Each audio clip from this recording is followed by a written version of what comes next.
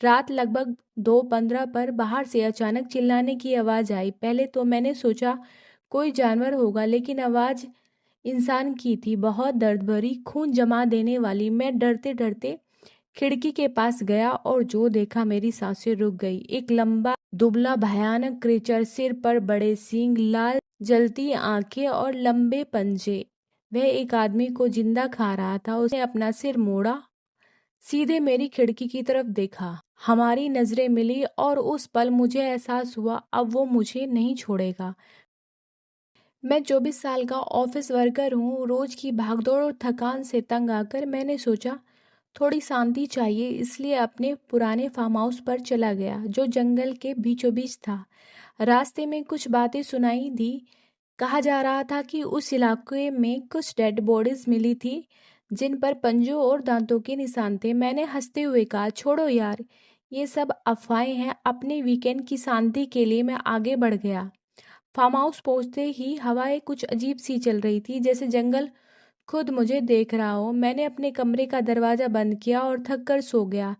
रात लगभग 2:15 पर बाहर से अचानक चिल्लाने की आवाज़ आई। पहले तो मैंने सोचा कोई जानवर होगा, लेकिन आवाज़ इंसान की थी, बहुत दर्द भरी, खून जमा देने वाली। मैं डरते डरते खिड़की के पास गया और जो देखा, मेरी सांसें रुक गई। एक लंबा, दुबला, भयानक क्रीचर, सिर पर बड़े सींग, लाल जलती आंखें और लंबे पंजे। वह एक आदमी को जिंदा खा रहा था। उसकी चीखें अब धीरे धीरे खत्म हो रही थी। मैं वहीं खड़ा रह गया। मेरे मुंह से अपने आप एक चीख निकल गई। विंडिगो। किताबों में पढ़ा था मैंने, हील का शैतान, पर मैं नहीं जानता था कि मैं उसे हकीकत में देख लूंगा।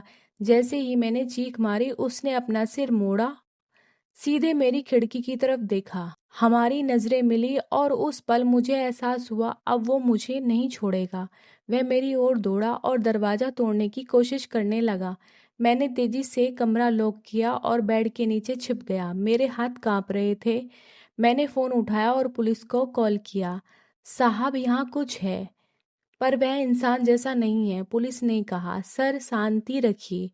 वह जगह वही है जहाँ कुछ दिन पहले डेड बॉडीज मिली थी। आप बाहर मत निकलिए, हम आ रहे हैं। मैंने कॉल काटी और सुना दरवाजा टूटने की आवाज। वो अंदर घुस चुका था। उसके कदमों की आवाज धीरे धीरे मेरे कमरे के पास आ रही थी। हर कदम के साथ फर्श कांप रहा था। वो दरवाजे तक आया और एक झटके में उसने दरवाजा तोड़ दिया। अब वो मेरे कमरे में था। उसकी सांसें तेज थी, आंखें आग की तरह जल रही थी। वो सूंघने लगा और फिर उसकी नज़र मेरे बेड पर पड़ी। उसने भयानक चीख मारी और बेड के नीचे झांका। मेरी रूह कांप गई।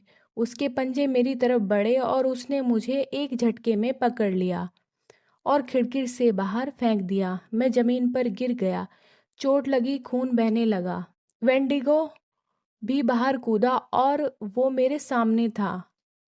उसकी आंखें सीधे मेरी आंखों में देख रही थी। वो झुककर मेरे चेहरे के पास आया और तभी सूरज की पहली किरणें पेड़ों के बीच से उस पर पड़ी। वेंडिगो चिल्लाया, दर्द से, गुस्से से, और धीरे धीरे अंधेरे में गायब हो गया। उसी समय पुलिस पहुंच गई। उन्होंने मुझे उठाया और अस्पताल ले गए। अगले दिन जंगलों के बीचों बीच फार्म हाउस के बाहर एक आदमी की लाश मिली। हेडलाइंस थी, शरीर आधा खाया हुआ, जैसे किसी जंगली जानवर ने हमला किया हो। मैं अस्पताल के कमरे में था। खिड़की के बाहर सूरज चमक रहा था, पर मैं अब भी कांप रहा था, क्योंकि उस सुबह जब मैं जागा, खिड़की के शीशे पर खुरचने के निशान थे। 3 गहरी रेखाएं, जैसे कोई सींग वाला शैतान फिर लौटने का वादा करके गया हो। कभी कभी डर सिर्फ अंधेरे में नहीं होता, वो हमारे आसपास होता है, बस हम देखने की हिम्मत नहीं करते।